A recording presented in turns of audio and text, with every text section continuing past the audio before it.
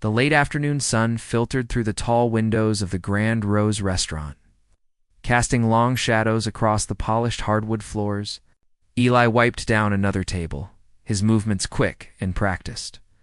He'd been doing this job for almost 4 months now, and he knew exactly how to clean each surface until it gleamed without leaving a single streak behind.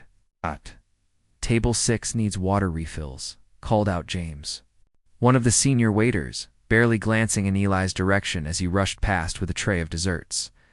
Balanced on one hand, Eli nodded and grabbed a pitcher from the service station.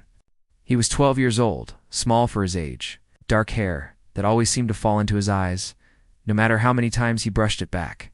His school uniform polo shirt was tucked neatly into his pants, and over it he wore the restaurant's burgundy apron that was still a bit too long for him. This was his life now. School until 3, then straight to the Grand Rose, where he worked until closing time at 10. His mother always said education came first, but they both knew the money he earned here was just as important. Maybe even more important some weeks. The restaurant was one of those. Fancy places where people came for anniversaries and business meetings. White tablecloths, crystal glasses, and prices on the menu that made Eli's eyes widen the first time he saw them. A single plate of pasta cost more than what his family spent on groceries for 3 days. He moved between tables silently, the way he'd learned to do. Invisible. That's what good busboys were supposed to be. There when needed, gone when not. Don't interrupt conversations. Don't make noise. Don't draw attention. Careful with that one, whispered Rosa, the hostess, as Eli passed by her station. She nodded toward table 12, where a man in an expensive suit was loudly complaining about his steak being overcooked. "He's been difficult all evening." Eli gave her a small smile and continued his rounds. He'd learned quickly that some customers treated staff like furniture. Others were kind, leaving generous tips and saying thank you. It didn't really bother him either way anymore. He just focused on doing his job well. The owner of the Grand Rose was a woman named Vera Montgomery. She was in her early 50s, always dressed in elegant business attire, her silver-streaked hair pulled back in a neat bun. She ran the restaurant with precise efficiency, and everyone knew not to make mistakes when she was watching. Eli had only spoken to her directly, a handful of times since he started working there. Once during his interview, and a few times when she walked through during busy dinner service to check on things, she had a way of moving through the room that made everyone stand a little straighter, work a little faster. He'd heard the staff talk about her sometimes during their breaks, how she used to be someone important in the music world before she opened the restaurant. A pianist, they said. Someone who performed in concert halls and had her picture in newspapers. But something had happened, an injury or an accident, and she'd given it all up. Eli found that hard to imagine. The Vera Montgomery he knew seemed entirely focused on profit margins and customer satisfaction scores. She was all business, all the time. The evening rush started around 6. The restaurant filled with the sound of clinking silverware, murmured conversations, and the occasional burst of laughter. Eli moved through it all like a shadow, clearing plates, refilling bread baskets. Wiping down surfaces between courses, his feet ached. They always did by this time of night. But he'd learned to ignore it, just like he'd learned to ignore the hunger that sometimes gnawed at his stomach when he had to skip dinner to make it to work on time. Around 8:30, things started to slow down. The dinner crowd thinned out, leaving mostly couples lingering over coffee and dessert. This was Eli's favorite part of the shift. The pressure eased, the kitchen staff became less frantic, and he could take a breath. He was cleaning a table near the back of the dining room when his eyes landed on it. The piano, it sat in the corner. A massive, grand piano with a glossy black finish that reflected the soft lighting like a mirror. It was beautiful, probably the most beautiful thing in the whole restaurant. But it was also just decoration. In all the months Eli had worked here, he'd never seen anyone play it. Sometimes customers would walk over to admire it, run their fingers along the edge. But that was all. The piano was roped off with a velvet cord.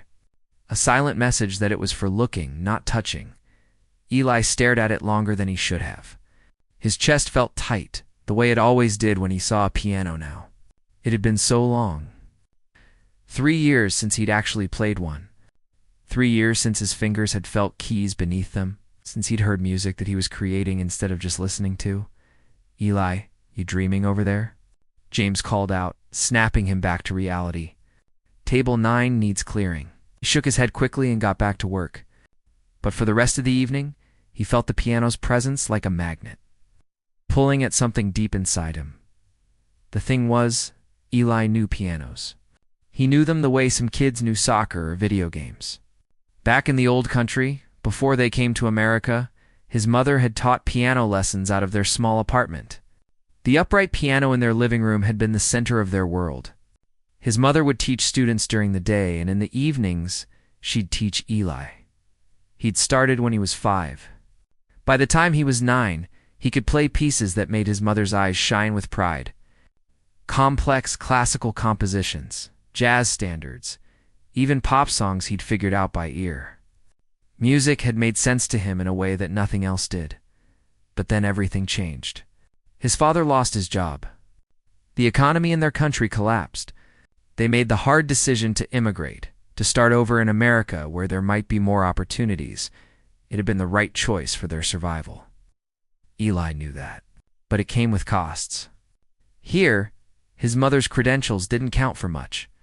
Her piano teaching certificate meant nothing.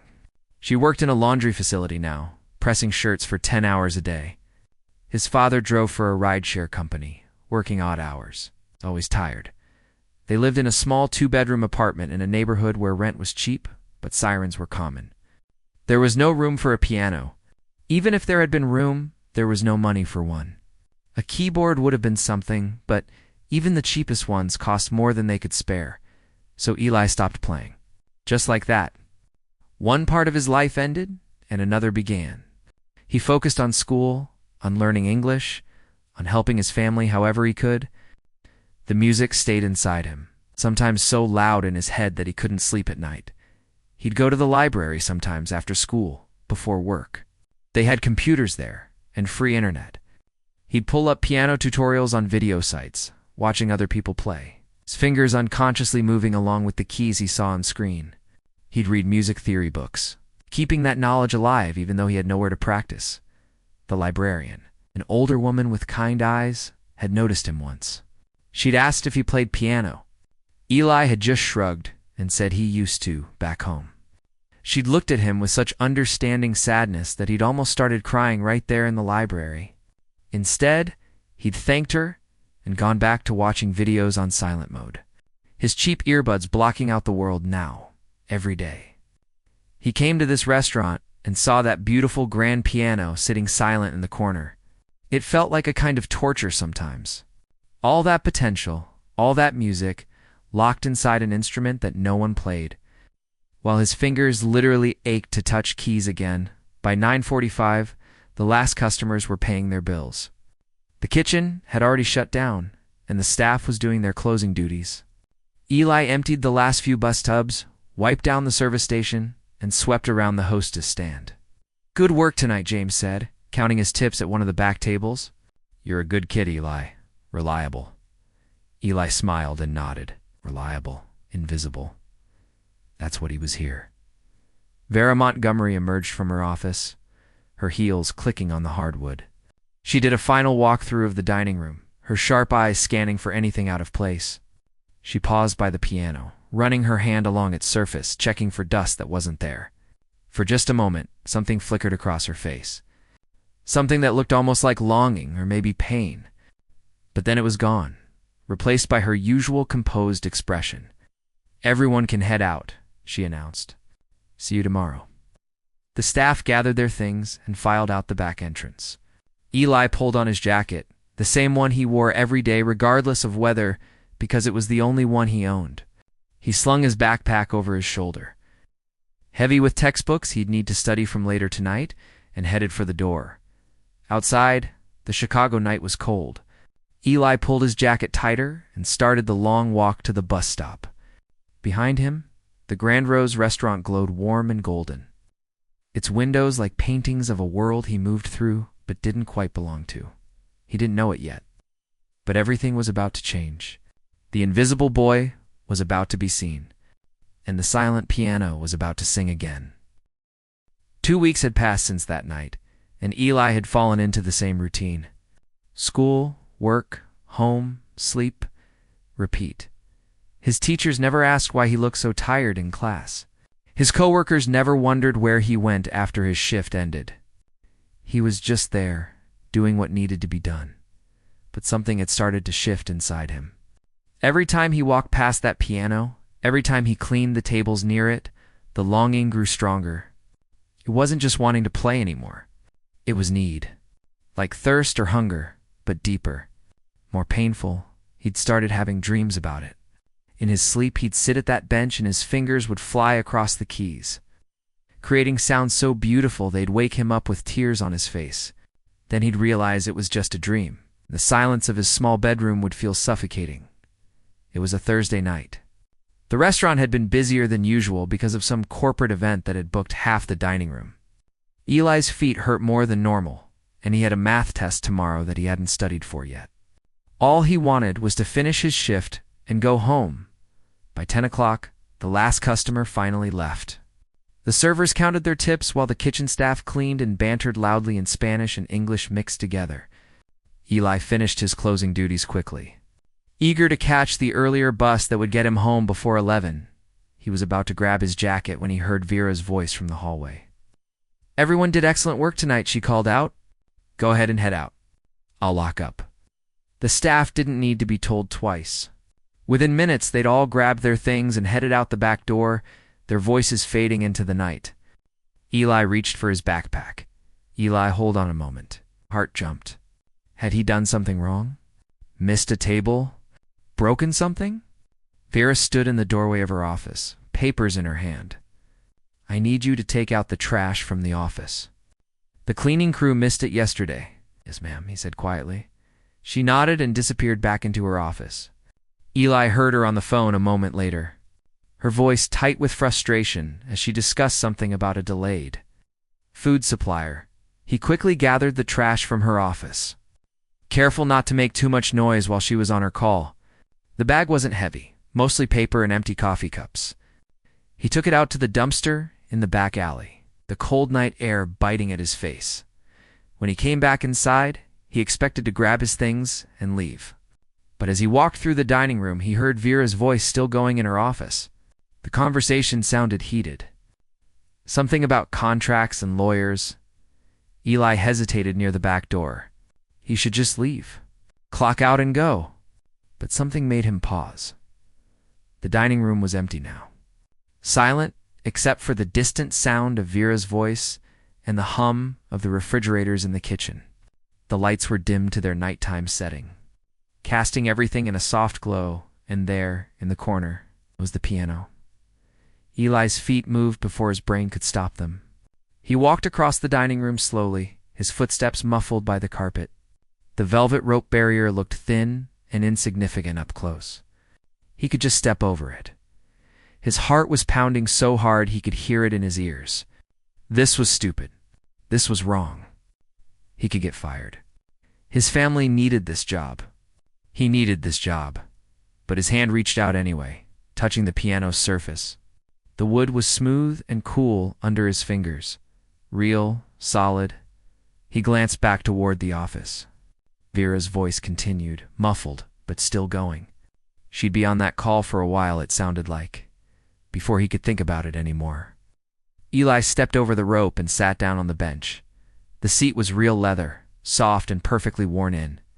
The height was adjusted lower than he'd expected, probably set for Vera's height from whenever she'd last played it. His feet could barely reach the pedals. He stared at the keys.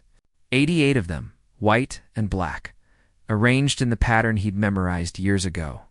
His fingers hovered over them, trembling. What if he'd forgotten?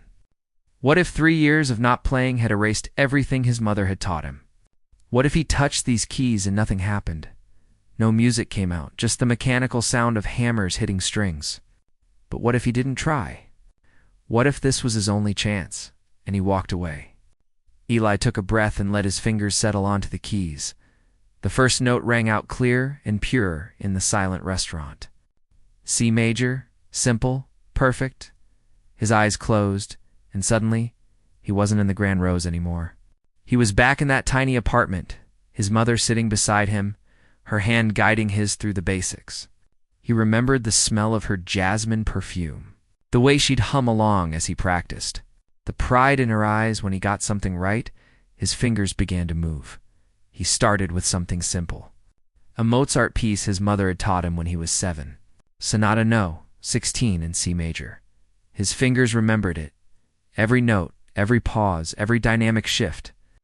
It was like riding a bicycle after years of not trying. The muscle memory was still there. Buried but not gone. The sound filled the empty restaurant, bouncing off the high ceilings, wrapping around the empty tables and chairs.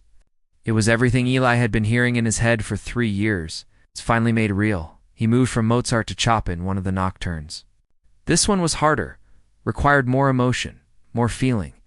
His mother used to say that Chopin couldn't just be played, he had to be felt. You had to pour your heart into it, so Eli did. He poured everything into it. The loneliness of being the invisible busboy, the ache of missing his old life, the weight of watching his parents work themselves to exhaustion, the fear that he'd never make anything of himself, to never be more than someone who cleaned tables and took out trash. The music swelled and softened, danced and mourned. His fingers flew across the keys, stretching for chords, racing through runs, pulling melody from the ivory and ebony beneath his hands. He didn't hear the phone call in the office end, didn't hear footsteps approaching, didn't notice anything except the piano and the music and the feeling of finally being complete again. Vera stood frozen in the doorway between her office and the dining room. She'd hung up the phone 2 minutes ago, frustrated and exhausted, ready to lock up and go home to a glass of wine in silence. Then she'd heard it. Piano music. Coming from her dining room, her first thought was that someone had broken in. But that didn't make sense. The back door had been locked when she checked it. The front door, too. She'd walked out slowly, quietly, unsure what she'd find. And there, at her piano, was the busboy. The quiet, invisible 12-year-old who'd worked for her for months, without making a single impression beyond being reliable. But he wasn't invisible now. He was radiant, lost in the music. His small frame somehow commanding the massive instrument like he'd been born to it. Vera recognized the piece. Chopin's Nocturne in E-flat major. One of her favorites, back when she still played. Back before the accident that shattered 3 fingers in her right hand and ended her career before she'd even turned 30. She'd heard this piece performed by professionals in concert halls, by students at conservatories, by herself in the years when her hands still worked the way they were supposed to. But she'd never heard it played like this. With this kind of raw, honest emotion. This kid wasn't performing. He was confessing. He was praying. He was letting out something that had been locked inside for too long. Her hand moved to her chest, where a sudden tightness had formed. Tears pricked at her eyes, surprising her. She hadn't cried over music in years. She'd built walls around that part of herself, locked it away where it couldn't hurt her anymore. But this boy, this quiet busboy she'd barely noticed, was tearing those walls down with every note. The piece came to its gentle conclusion. The final notes hanging in the air like a question. Eli's hands lifted from the keys and dropped into his lap. He sat very still, his breathing heavy, his eyes still closed. Then he heard it. A small sound from across the room. Someone clearing their throat. His eyes snapped open, and his heart dropped into his stomach. Vera stood 20 feet away, her arms crossed, her face unreadable in the dim light. Eli shot up from the bench so fast he almost knocked it over. His face burned with shame and fear. "I'm sorry," he stammered, stepping away from the piano like it was on fire. "I'm so sorry. I shouldn't have. I know I wasn't supposed to touch it. How long have you been playing?" Vera's voice was quiet, controlled. Eli blinked. That wasn't the question he'd expected. Since I was 5. But I haven't played in 3 years. Not since we came here. I'm sorry. I'll leave. Who taught you?" He swallowed hard. "My mother. She was a piano teacher. Back home. Vera walked slowly across the dining room. Each step of her heels seemed impossibly loud in the silence following the music. She stopped a few feet from him, studying his face. "That was Chopin," she said. "Not an easy piece. Most adults struggle with it." "I know I shouldn't have played your piano," Eli said, his voice shaking. "Please don't fire me. My family needs this job. I promise I'll never touch it again." "You learned that from your mother?" "Just from her." He nodded, confused by her questions. "And from books." "Videos at the library. But mostly from my mother, before we left." Vera's expression finally changed. Something softened in her eyes. She walked past him and sat down on the piano bench, looking at the keys like they were old friends she hadn't seen in years. "I haven't heard anyone play this piano in 5 years," she said quiet. Eli played for another 20 minutes while Vera sat beside him in complete silence. He moved through pieces he'd memorized years ago, his fingers remembering passages. His mind had almost forgotten. Bach, Beethoven, even a jazz standard his mother used to love. When he finally stopped, his hands were tired in the best possible way. The kind of tired that came from doing something you loved, something that mattered. "Where do you practice?" Vera asked, breaking the silence. Eli looked down at his lap. I can't. We don't have a piano." "A keyboard, then?" He shook his head. "We can't afford one. Even the cheap ones cost too much." Vera was quiet for a moment.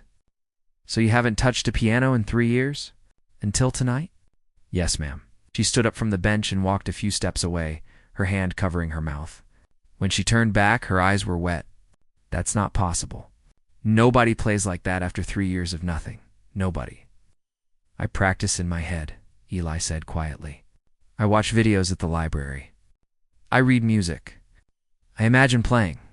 Sometimes I use a piece of paper with keys drawn on it, just to keep my fingers moving through the patterns." "Paper keys," Vera repeated, her voice breaking slightly. She walked to one of the tables and sat down heavily in a chair. My God. Eli wasn't sure what to do. He'd never seen an adult react this way, especially not Vera, who was always so composed and controlled at the restaurant. "Tell me about your mother," Vera said, gesturing for him to sit across from her. "Tell me everything." So he did. The words came slowly at first, then faster, like a dam breaking. He told her about their small apartment back home, the upright piano in the living room that his mother had saved for years to buy, how students would come for lessons, and he'd listen from his bedroom, learning by ear before his mother would teach him properly in the evenings. He told her about his father's job at the factory, how the company had closed down suddenly, about the economy collapsing, prices rising, opportunities disappearing, about the hard decision his parents made to leave everything behind and come to America. "My mother cried when we had to leave the piano," Eli said, his voice barely above a whisper. "She loved that piano more than anything. Well, except us. But it was like leaving a part of herself behind." Vera listened without interrupting, her eyes never leaving his face. "When we got here, everything was different," Eli continued. "My mother's teaching credentials didn't count for anything. Nobody cared that she'd taught piano for 15 years. She couldn't get work as a teacher. So now she works at a laundry facility, ironing clothes all day. Her hands hurt all the time. She comes home and they're swollen and red, picked at a thread on his sleeve. Unable to meet Vera's eyes. My dad drives for a rideshare company. Long hours, weird shifts. He's always tired. Always stressed about money, and I try to help. That's why I work here. Every little bit helps, you know?" "How old are you again?" Vera asked. 12. I'll be 13 in 2 months. She shook her head slowly. "You should be playing soccer after school. Hanging out with friends? Being a kid?" Eli shrugged. "That's not my life. This is my life. And it's okay, really. My parents gave up everything so we could be here. So we could have a chance at something better. Working at the restaurant isn't that hard." She missed the music. It wasn't a question, but Eli answered anyway. "Every single day? It's like there's this hole inside me and nothing else fits in it except music. I thought maybe after a while it would go away, you know? Like I'd just forget about it and move on. But it only gets worse. Vera reached across the table and put her hand over his. Her skin was warm, and Eli realized his hands were freezing. He hadn't even noticed. "I know exactly what you mean," she said. "After my accident, I tried to ignore it too.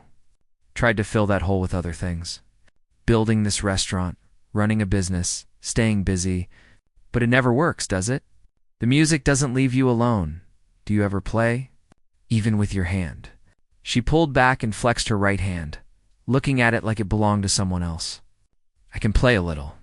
Simple things. But it's not the same. It's like being able to walk after being able to run. You're grateful for what you have, but you remember what you lost." They sat in silence for a moment.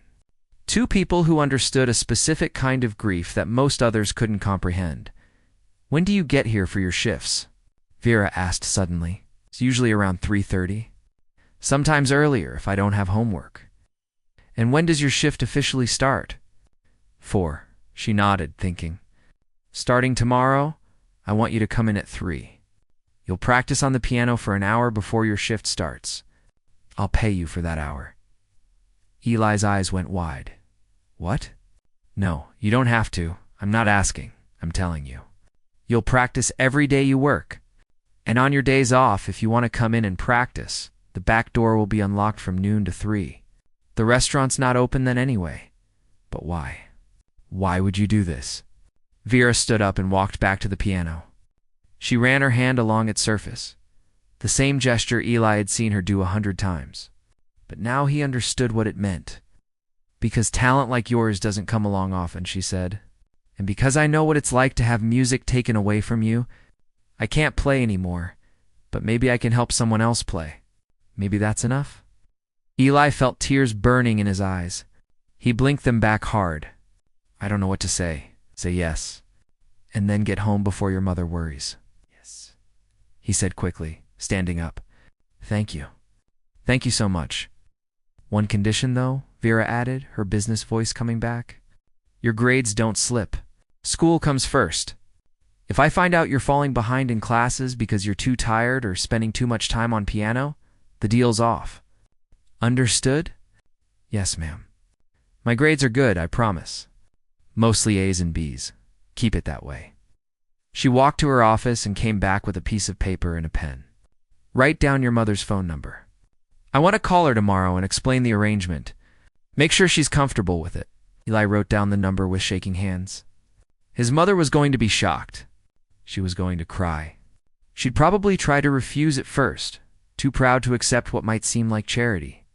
"My mother, She might say no at first," Eli said carefully. "She doesn't like accepting help. She'll think it's too much." Vera smiled, and it was the first real smile Eli had seen from her. "I raised 3 kids and ran a business for 15 years. I know how to talk to mothers. Let me handle it." Eli grabbed his backpack, his heart still racing. None of this felt real. An hour ago, he'd been terrified of getting fired, and now he had permission to play the piano. Not just permission, but encouragement. Payment, even. Eli Vera called as he headed for the back door. "That thing you played first. The Chopin. Where did you learn it?" "My mother taught it to me when I was 10. She said it was too advanced for me, but I begged her until she agreed. It took me 6 months to learn it properly. It usually takes adults a year or more." "Your mother must be an exceptional teacher." "She is," Eli said, pride filling his chest. "She's the best." "Right. I'd like to meet her sometime. Maybe she could give me some insights into how she taught you. I might have some things to teach you too, if you're willing to learn. You want to teach me? Let's start with practice time and see how it goes." "But yes, eventually. I may not be able to play anymore, but I remember how. I remember everything." Eli didn't trust himself to speak, so he just nodded hard and pushed out the back door into the cold night. The walk to the bus stop felt different tonight. The same streets, the same darkness, but everything had changed. He wasn't just the invisible busboy anymore. He was a pianist again. Someone had seen him, really seen him, and hadn't looked away. On the bus ride home, he stared out the window and let himself imagine it. An hour of practice every day. Real practice on a real piano. not just imagining or watching videos. He could work on technique, rebuild his strength, learn new pieces. His mother was going to cry when he told her. Happy tears this time, not the sad ones he sometimes heard through their thin apartment. Walls late at night when she thought no one was listening. When he got home, the apartment was dark, except for a small lamp in the living room. His mother was asleep on the couch, still in her work clothes, an English textbook open on her lap. She'd been trying to improve her English in her spare time, which wasn't much. Eli grabbed a blanket from the closet and gently covered her. She stirred, but didn't wake. Her hands rested on top of the blanket, and he could see they were red and rough from her work. These hands that used to create such beautiful music now spent their days pressing wrinkles out of strangers' shirts, but maybe things were going to change. Maybe this was the beginning of something different. He went to his small bedroom, the one he shared with his younger sister, who was already asleep in her bed. Quietly, he changed into his pajamas and climbed into his own bed. But sleep didn't come. His fingers moved against the blanket, playing invisible keys, practicing pieces in his mind. Tomorrow at 3 o'clock, those invisible keys would become real. Tomorrow, the music inside him would have somewhere to go. For the first time in 3 years, Eli fell asleep with a smile on his face, in her own home across the city. Vera sat at her kitchen table with a glass of wine she hadn't touched. She kept thinking about that boy, about the music that had poured out of him lick. The next afternoon, Eli arrived at the Grand Rose at exactly 3 o'clock. His hands were sweating despite the cold October air, and his heart hadn't stopped racing since he woke up that morning. Vera was waiting for him in the dining room. Standing beside the piano like she'd been there for hours. Maybe she had been. "Your mother and I had a good talk this morning," she said as Eli approached. She cried. Then she tried to say no. Then she cried some more. Then she said yes. Eli couldn't help but smile. That sounded exactly like his mother. "She wants to meet me," Vera continued. "I invited her to come by next week when she has a day off. I'd like to hear about how she taught you. She sounds like a remarkable woman." "She is," Eli said softly. Vera gestured to the piano. "Well, go on. You have an hour. Don't waste it." That first practice session felt like a dream. Eli sat at the bench and just played, exploring the instrument properly now that he had permission. He worked through scales to warm up his fingers, then moved into pieces he knew by heart. The hour flew by in what felt like minutes. When 4 o'clock came and his regular shift started, Eli felt different, lighter somehow. Like he'd been carrying a weight he didn't realize was there, and someone had finally helped him set it down. The other staff noticed something had changed. James asked him twice if he was feeling okay because Eli kept smiling for no apparent reason. Even the grumpy chef in the kitchen commented that the busboy seemed unusually cheerful for someone who had to scrape plates all night. This became the new routine. Every day he worked, Eli would arrive at 3 and practice for an hour. On his days off, he'd show up at noon and practice until the restaurant opened at 4. His technique improved rapidly, muscle memory returning faster than he'd expected. After 2 weeks, Vera started sitting in during his practice sessions. At first, she just listened, occasionally nodding or closing her eyes when he played something particularly well. Then she started making suggestions. "Your left hand is getting lazy in the bass notes," she'd say. "Listen. Really listen to what you're playing down there. It's not just rhythm, it's melody too, or you're rushing that passage. I know it's exciting, but the composer put those tempo markings there for a reason. Slow down. Let each note breathe." Eli soaked up every word like a sponge. Having a teacher again, especially one who understood music at Vera's level, made him realize how much he'd been missing. His mother had taught him beautifully, but Vera had studied at conservatories, performed professionally. She knew things his mother had never had the chance to learn. "You have something special," Vera told him one afternoon during a break in practice. "It's not just technical skill, though, you have that too. It's your musicality. The way you phrase things, the way you feel the music, that can't be taught. You either have it or you don't." "My mother used to say the same thing," Eli said. "She said the piano was telling me secrets that other people couldn't hear." She's right, and that's exactly why you need to keep developing this gift. The world has enough mediocre musicians. It needs the ones who can make people feel something. By the end of October, word had started to spread among the restaurant staff. Rosa, the hostess, would peek in sometimes during Eli's practice sessions, standing quietly in the doorway with tears in her eyes. James brought his girlfriend one evening before the dinner rush just so she could hear. The kid who plays like an angel, even the kitchen. Staff would go quiet sometimes when Eli played. Something particularly beautiful. The usual loud banter and clanging pots pausing for a moment of unexpected grace. One Saturday afternoon, a woman walked into the restaurant during Eli's practice time. The doors weren't officially open yet, but they weren't locked either. She stood just inside the entrance, listening. When Eli finished the piece, she walked over to him. "That was extraordinary," she said. She was older, maybe 60, with silver hair and kind eyes behind wire-rimmed glasses. "I'm Patricia Chen. I run the Riverside Community Center down on 5th Street. Vera emerged from her office, her radar up. "Can I help you?"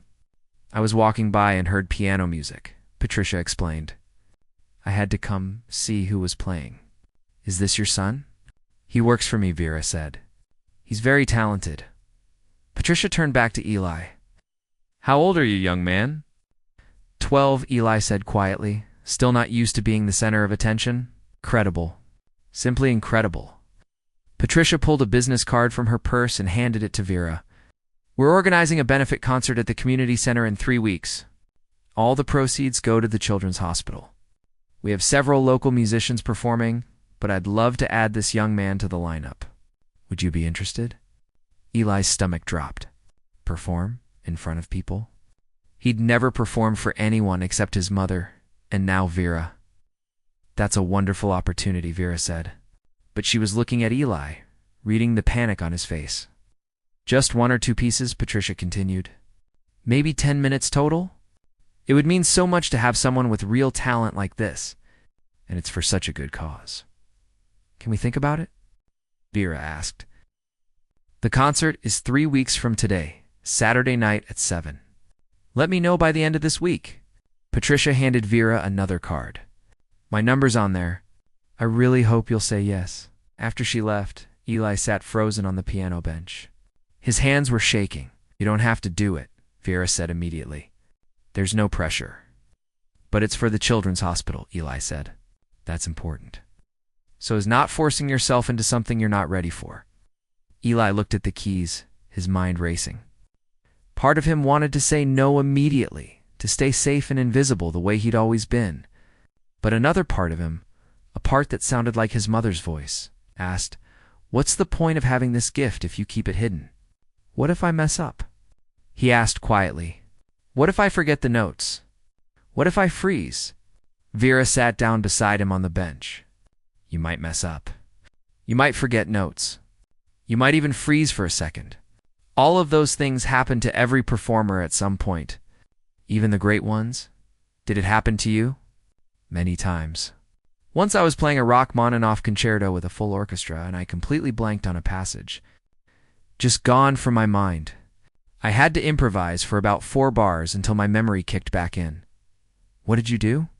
"I kept playing. I made something up that sounded close enough that most people didn't notice. And the ones who did notice, they forgot about it 5 minutes later because the rest of the performance was good." Eli tried to imagine having that kind of confidence, that ability to recover from mistakes. It seemed impossible. "Here's what I know," Vera said. "You're going to spend the next 3 weeks terrified whether you say yes or no. If you say no, you'll be terrified you made the wrong choice, that you let fear win. If you say yes, you'll be terrified of the performance. Either way, you're scared. So you might as well be scared while doing something brave." That night, Eli told his mother about the invitation. They were sitting at their small kitchen table, eating rice and beans for dinner. His father was out driving, and his little sister was doing homework in their room. His mother stopped eating her fork halfway to her mouth. A concert. A real concert? It's just at a community center. Not like a big deal or anything. "Eli." She set down her fork and reached across the table to take his hand. "Do you know how long I prayed for this? For you to have a chance to share your music again?"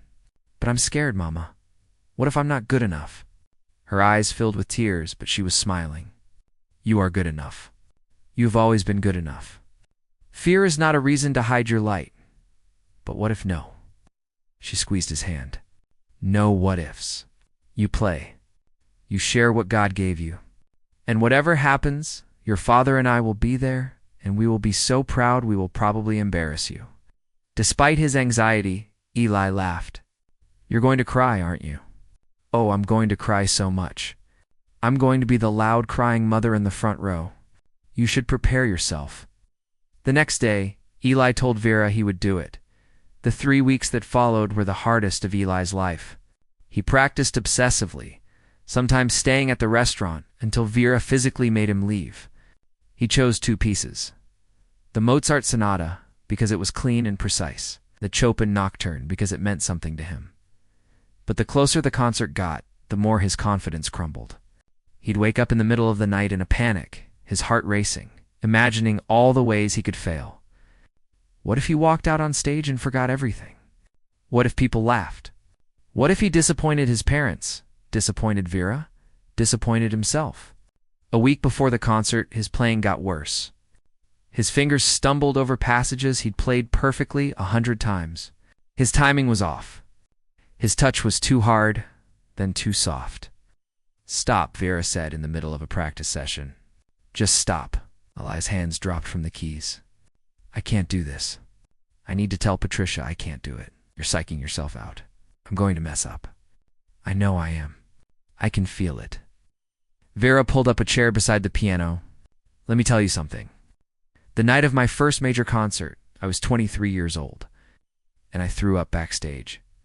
Twice. I was so terrified I could barely walk out onto the stage. But you were already professional. You knew you were good. Knowing you're good doesn't make the fear go away. If anything, it makes it worse because you have more to lose. She paused. But her. The day of the concert arrived, with gray skies and cold rain. Eli woke up feeling like he might actually be sick. His stomach was twisted in knots, and his hands felt numb and clumsy when he tried to flex them. His mother made him breakfast, but he could barely eat 2 bites of toast. She didn't push him. She just sat across from him at the kitchen table, drinking her coffee and watching him with gentle eyes. I'm terrified, Eli finally admitted.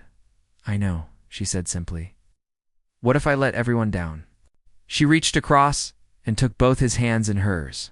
Her palms were rough and warm. Listen to me. You have already made us so proud. You could walk onto that stage, play 1 note, and walk off, and I would still be the proudest mother in that building.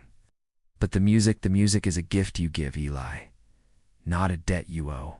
Tonight, you go out there and you share what's in your heart. That's all. Just share it. The rest doesn't matter. Vera had given him the afternoon off from work. She said he needed to rest, to save his energy.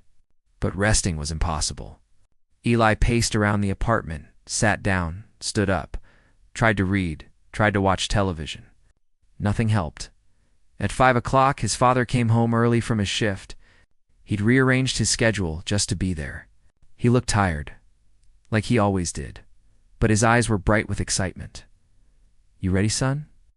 He asked. Eli shook his head. No, but I'm going anyway. His father laughed and pulled him into a hug. That's all courage is, being scared and going anyway. They arrived at the Riverside Community Center at 6. The concert started at 7, and Patricia had asked Eli to come early to see the space and get comfortable with the piano. The community center was nothing fancy. Just a large room with folding chairs set up in rows, a small stage at the front, and an old upright piano that had seen better days. It wasn't the grand piano at the Grand Rose, but it would have to do. Vera was already there, talking with Patricia. When she saw Eli, she excused herself and came over. How are you feeling? She asked. Like I'm going to throw up, Eli said honestly. Good, that means you're normal. She led him to the stage. Go up there. Play something. Anything. Get used to the space. Eli climbed the 3 steps to the stage. The empty chairs staring back at him looked terrifying, and the room wasn't even full yet. He sat at the piano, adjusted the bench, and put his fingers on the keys. They felt wrong. Everything felt wrong. The bench was too high. The keys were more worn than he was used to. And the sound was tinny compared to Vera's beautiful grand piano. He started to play the Mozart piece, but his fingers felt like they belonged to someone else. Stiff, clumsy, wrong. "Stop overthinking," Vera called from the audience. "You're playing with your brain instead of your heart. Start over." Eli took a deep breath and closed his eyes.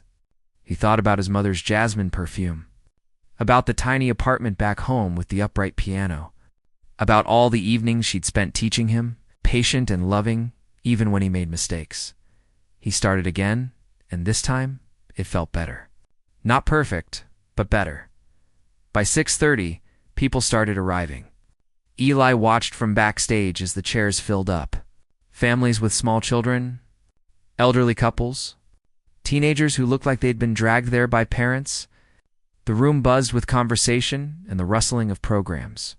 He spotted his parents in the third row. His mother was wearing her best dress, the blue one she saved for special occasions. His father sat beside her in the only button-down shirt he owned. His little sister was there, too, looking excited and proud. Rosa from the restaurant was there, sitting with James and some of the other staff. Even the grumpy chef had shown up, though he'd probably deny he was there for Eli. 5 minutes, Patricia said, touching Eli's shoulder. "You're going forth right after the violin duet. That okay?" Eli nodded, not trusting his voice. The concert began. A local choir sang 2 songs. Then a high school girl played flute while her mother accompanied on piano. Then came the violin duet, 2 elderly men who played with more enthusiasm than skill. The audience clapped warmly for all of them. And then Patricia was at the microphone, introducing him. Our next performer is special," she said. Eli is 12 years old, and until recently, he hadn't touched a piano in 3 years. But through the generosity of a local restaurant owner, he's been able to rediscover his gift. Please welcome Eli Chen. The audience applauded as Eli walked onto the stage. His legs felt like they were made of water. The stage lights were brighter than he'd expected, making it hard to see individual faces in the audience. He sat at the piano bench and adjusted it. His hands were shaking so badly he had to clasp them together for a moment to steady them. This was it.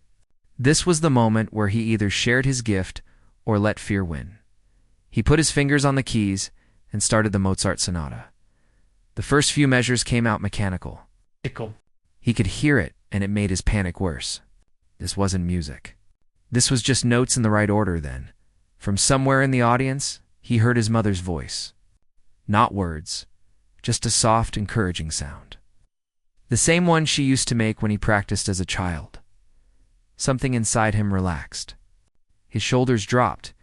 His breathing deepened, and suddenly he wasn't on a stage in a community center. He was back in that small apartment, playing for his mother while she listened with her eyes closed and that small smile on her face. The music changed. It became alive, breathing, dancing. His fingers found their confidence, moving across the keys with growing assurance. The Mozart piece built to its cheerful conclusion, and the audience erupted in applause. But Eli barely heard them. He was already transitioning into the Chopin knock. This was the piece that meant everything to him. This was the one he'd played the first night Vera discovered him. The one his mother had taught him years ago when he was too young, but too stubborn to give up on it. He poured everything into it. Every lonely day of the past 3 years. Every moment he'd watched his mother's swollen hands and wished he could help her. Every time he'd wanted to give up but kept going anyway. Every ounce of gratitude he felt for Vera's kindness, for being seen when he'd spent so long invisible. The music swelled and softened, rose and fell like waves on an ocean. Time disappeared.